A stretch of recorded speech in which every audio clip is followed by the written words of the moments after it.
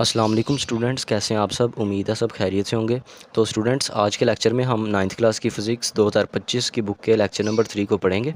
Chapter number 7 thermal properties of matter हमने start किया हुआ है और आज हम इंशाल्लाह एक्सरसाइज का लॉन्ग क्वेश्चन नंबर 3 7.3 है, जो टेम्परेचर स्केल्स के बारे में, सेंटीग्रेड, फ़ारेनहाइट और केल्विन स्केल के बारे में वो पढ़ेंगे। और साथ एक शॉर्ट क्वेश्चन भी है थर्मोकपल थर्मोमीटर, उसके बारे में भी डिस्कस करेंगे। ठीक है, तो ये टॉपिक बुक के पेज नंबर 153 और 154 के ऊपर गिवन है, वहाँ से आप इसे देख सकते हैं। तो टॉपिक शुरू करने से पहले मैं आपसे एक रिक्वेस्ट करना चाहता हूँ, वो ये कि ये आप स्क्रीन पे देख सकते हैं कि आप में बहुत सारे ऐसे व्यूअर्स हैं जो कि चैनल को सब्सक्राइब नहीं करते। वीडियोस आप देख रहे हैं, वीडियोस को पसंद भी कर रहे हैं, आपका बहुत बहुत शुक्रिया। लेकिन कोशिश किया करें कि चैनल को सब्सक्राइब भी किया करें, ताकि इससे हमारी हौसला अफजाई हो और हम मज़ीद अच्छी वीडियोस बनाएं। ठीक है, तो कोशिश करें कि चैनल को सब्सक्राइब करें और वीडियोस को अपने फ्रेंड्स के साथ शेयर भी किया करें। ठीक है, तो सबसे पहले स्टार्ट करते हैं एक्सरसाइज का long question number 7.3 temperature scales. तो आप सबको पता होगा कि हम डेली लाइफ में जो टेम्परेचर मेजर करते हैं थर्मोमीटर के ज़रिए या किसी भी टेम्परेचर मेजरिंग इंस्ट्रूमेंट के ज़रिए, बेसिकली वो जो टेम्परेचर होता है वो 3 तरह के यूनिट्स में उसकी पैमाइश की जाती है। उसके 3 स्केल्स होते हैं आम लफ्ज़ों में। वो सेंटीग्रेड होते हैं, सेल्सियस जिसे हम कहते हैं, इसके अलावा फ़ारेनहाइट होता है और तीसरा केल्विन भी होता है। लेकिन अगर आपको पूछा जाए एमसीक्यूज़ के तौर पर बोर्ड में कि टेम्परेचर का एसआई यूनिट क्या है, तो टेम्परेचर का एसआई यूनिट ना सेल्सियस है ना फ़ारेनहाइट है, बल्कि इसका एसआई यूनिट केल्विन है। ठीक है, तो इस तरह आपने वहाँ पे इसे मिसअंडरस्टैंडिंग में गलत आंसर नहीं लगा देना, आपने केल्विन पे ही टिक करना है।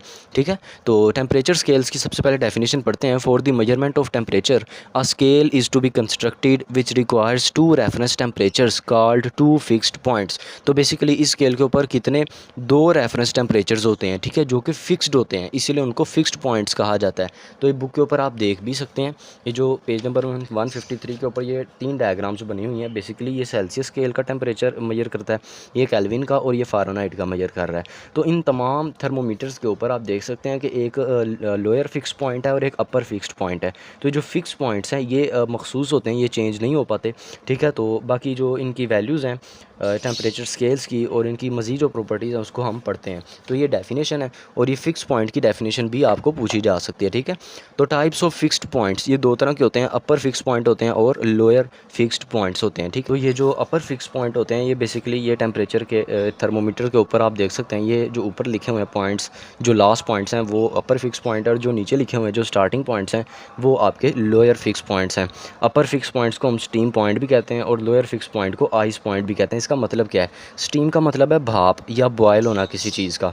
ठीक है, तो बेसिकली ये जो अपर फिक्स पॉइंट्स हैं ये पानी के बॉयलिंग पॉइंट से थोड़ा सा ज़्यादा होते हैं इनकी वैल्यूज़। ठीक है, तो ये जो पॉइंट्स लिखे हुए हैं बेसिकली ये तीनों के तीनों बॉयलिंग पॉइंट्स ऑफ वाटर हैं। तो ये आपको एमसीक्यूज़ के तौर पर भी पूछे जा सकते हैं कि पानी का बॉयलिंग पॉइंट कितना होता है, 100 डिग्री सेल्सियस, 212 डिग्री फ़ारेनहाइट और 373 केल्विन। तो ये तीनों वैल्यूज़ आपने ज़ुबानी याद रखनी है और यही बेसिकली अपर फिक्स पॉइंट्स की भी वैल्यूज़ हैं और ये चेंज नहीं होती। ठीक है, तो it is slightly above the boiling point of water at standard atmospheric pressure, it is also called steam point. ठीक है, बिल्कुल सिंपल डेफिनेशन है। इसी के साथ आगे लोअर फिक्स पॉइंट की भी लिखी हुई है कि it is the melting point of pure ice. तो प्योर आइस जो होती है उसका मेल्टिंग पॉइंट जो है वो क्या है, वो लोअर फिक्स पॉइंट है और इसको हम आइस पॉइंट भी कहते हैं। ठीक है, ये यहाँ पे आप देख सकते हैं, ये नीचे जो तीनों लिखे हुए हैं ये मेल्टिंग पॉइंट ऑफ आइस लिखे हुए हैं, 0 डिग्री सेल्सियस, 32 डिग्री फ़ारेनहाइट और 273 केल्विन। और इनका दूसरा नाम क्या है, इसको आइस पॉइंट भी कहते हैं क्योंकि ये आइस का मेल्टिंग पॉइंट है।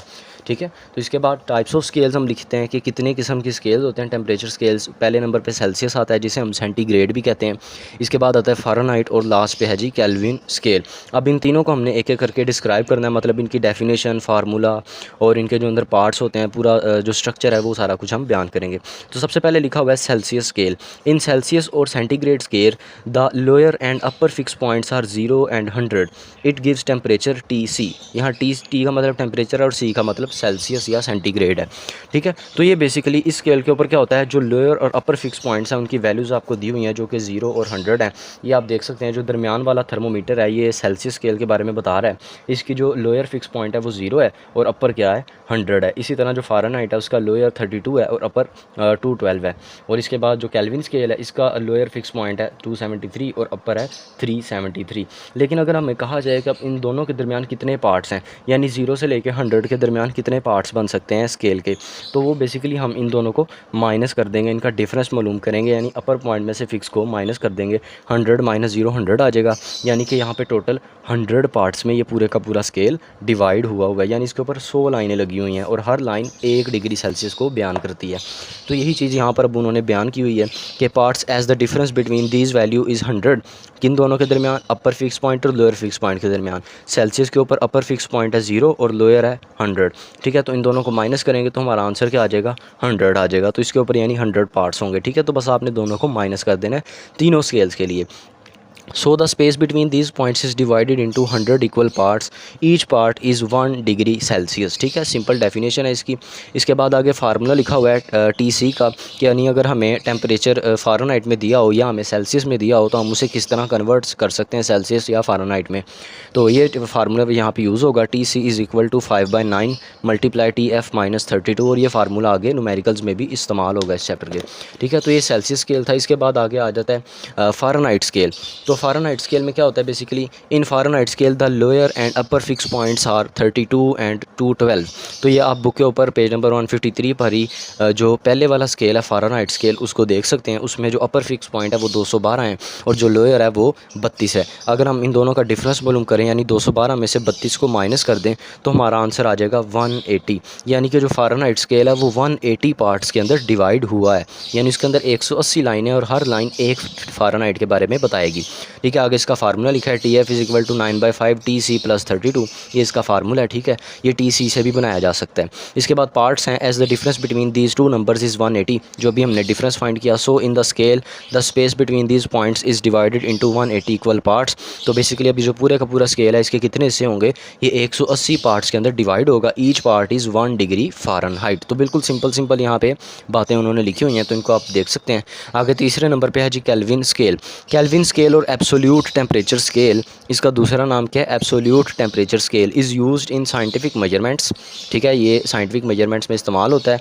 In Kelvin scale the lower and upper fix points are 273 and 373। अगर हम इन दोनों का डिफरेंस मालूम करें, 373 में से 273 को माइनस करेंगे तो आंसर क्या आ जाएगा, 100।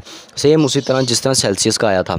तो यानी कि केल्विन स्केल में और सेल्सियस स्केल में इन दोनों में जो पार्ट्स होते हैं वो सेम होते हैं, ठीक है। 100 पार्ट्स होते हैं। इसका जो टेम्परेचर है वो TK से हम डिनोट करते हैं, ठीक है। K का मतलब केल्विन है। अगले पेज पे देखते हैं इसके parts, as the difference between these two values is 100, ठीक है, जो अभी हमने फाइंड किया माइनस करके। So the width of 1 kelvin is same as that 1 degree Celsius. तो सेम सेल्सियस वाले स्केल की तरह ही इसकी लंबाई होती है इस पूरे के पूरे स्केल की। आगे एब्सोल्यूट ज़ीरो की डेफिनेशन है, ये इंपॉर्टेंट शॉर्ट क्वेश्चन भी है, ठीक है। इसको आपने अच्छे से याद कर लेना है। ये क्या होता है, बेसिकली ये केल्विन स्केल का 0 पॉइंट होता है, ठीक है। केल्विन स्केल के 0 पॉइंट को एब्सोल्यूट ज़ीरो भी कहा जाता है, यानी कि ये वो टेम्परेचर होता है जिस पर किसी भी चीज़ के जो मॉलिक्यूल होते हैं वो हरकत करना स्टार्ट कर देते हैं और उनकी जो एवरेज काइनेटिक एनर्जी है वो क्या हो जाती है, वो 0 हो जाती है, ठीक है।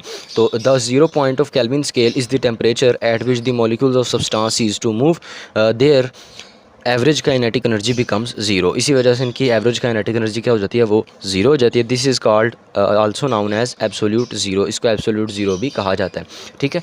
आगे इसकी वैल्यू क्या लिखी हुई है, इसकी वैल्यू फिक्स होती है -273 डिग्री सेल्सियस या -273.15 डिग्री सेल्सियस भी आप इसको बहुत प्रिसाइज भी याद रख सकते हैं। तो जो हम डेली लाइफ में जो न्यूमेरिकल्स वगैरह में वैल्यू यूज़ करते हैं वो -273 डिग्री सेल्सियस ही होगी, ठीक है। बाकी जो अगर MCQs में आपको पॉइंट में वैल्यू दी हो तो आपने पॉइंट के बाद 15 को देखना है, जिसमें होगा उस पर आपने टिक कर देना है। आगे लोएस्ट टेम्परेचर की डेफिनेशन लिखी हुई है कि absolute zero is the lowest possible temperature ever to be in the whole universe, the matter does not exist below absolute zero temperature. यानी कि ये पूरी कायनात का सबसे कम मुमकिन टेम्परेचर है और इससे कम कहीं पे भी पूरी कायनात में टेम्परेचर नहीं पाया जाता, यानी -273 से कम टेम्परेचर नहीं पाया जाता सेल्सियस में, ठीक है। तो ये इसका टेम्परेचर स्केल्स वाला लॉन्ग क्वेश्चन था। बाकी एक शॉर्ट क्वेश्चन भी है थर्मोकपल थर्मोमीटर, उसको भी हम रीड कर लेते हैं। तो ये जो थर्मोकपल थर्मोमीटर है ये बुक के ऊपर पेज नंबर 154 पे गिवन है, आप वहाँ से इसे देख सकते हैं। 154 और 155 पे गिवन है। तो बेसिकली इसकी डायग्राम बनी हुई है, ये डायग्राम आपको अलहदा से भी शॉर्ट क्वेश्चन में पूछी जा सकती है। तो ये थर्मोकपल थर्मोमीटर क्या होता है, ये बेसिकली इलेक्ट्रिक करंट के फ़्लो करने पर बेस करता है, यानी कि ये फ़्लो ऑफ इलेक्ट्रिक करंट के बारे में हमें बताता है कि करंट किस तरह फ़्लो कर रहा है, कहाँ पर, इन दोनों जंक्शंस के दरमियान। इसके दो जंक्शंस होते हैं, ठीक है, ये हॉट जंक्शन है और ये कोल्ड जंक्शन है, ठीक है। इन दोनों का टेम्परेचर जो है वो डिफरेंट होता है, ज़ाहिर सी बात है, एक हॉट है और एक कोल्ड है। और इसी तरह दो वायर्स के ज़रिए इनको आपस में मिलाया गया है, और ये दोनों वायर्स होती हैं डिफरेंट मटेरियल से बनी होती हैं।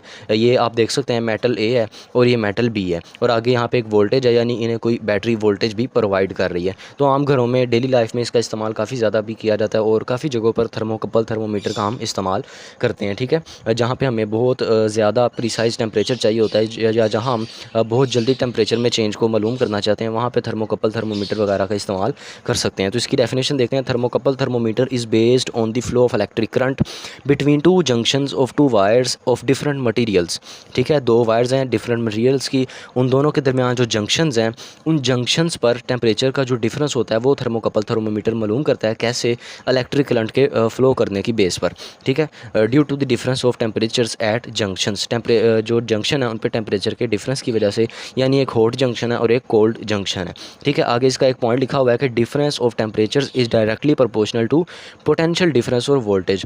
तो यानी कि ये जो दो जंक्शंस हैं इनके दरमियान जो पोटेंशियल टेम्परेचर का चेंज है, टेम्परेचर डिफरेंस है, वो प्रोपोर्शनल होता है वोल्टेज के जो बैटरी प्रोवाइड करेगी, यानी जितना ज़्यादा वोल्टेज प्रोवाइड होगा उतना ही ज़्यादा टेम्परेचर का डिफरेंस हो जाएगा, ठीक है। क्योंकि दोनों आपस में डायरेक्टली हैं, एक चीज़ के बढ़ने से दूसरी चीज़ भी क्या हो जाएगी, बढ़ जाएगी। तो एज MCQs आप इसको याद रख सकते हैं। इसके बाद वाई इज़ यूज़फुल, ये थर्मोकपल थर्मोमीटर क्यों इतना ज़्यादा यूज़फुल है, इसके क्या क्या फ़ायदे हैं। It is useful for high temperatures, जहाँ पे बहुत ज़्यादा टेम्परेचर होता है हम उसके लिए भी थर्मोकपल थर्मोमीटर का इस्तेमाल करते हैं। इसके बाद it is useful for rapidly changing temperature, और जहाँ मुसलसल टेम्परेचर चेंज हो रहा होता है और बहुत तेज़ी से चेंज हो रहा होता है, वहाँ पे भी इसका इस्तेमाल किया जाता है। And there is only a small mass of metal या जंक्शन टू हीट अप, और यहाँ पे हमें बहुत कम मटेरियल में मेटल इस्तेमाल करते हैं हम, जो कि हमें उसे हम गर्म कर सकते हैं, ठीक है, हॉट कर सकते हैं। तो ये थर्मोकपल थर्मोमीटर वाला शॉर्ट क्वेश्चन था, आसान सा बिल्कुल, डेफिनेशन और डायग्राम और साथ में 2-3 यूजेस आपने इसके याद रखने हैं, और अलहदा से भी आपको ये शॉर्ट क्वेश्चन में पूछे जा सकते हैं, ठीक है। तो ये आज का लेक्चर था, मुझे उम्मीद है आज का लेक्चर आपको समझ आया होगा। अगर आपको वीडियो अच्छी लगी इसको लाइक करें, अपने फ्रेंड्स के साथ शेयर करें और हमारे चैनल को सब्सक्राइब करें। मिलते हैं आपसे अगले लेक्चर में, तब तक के लिए अपना ख्याल रखिएगा। अल्लाह हाफ़िज़।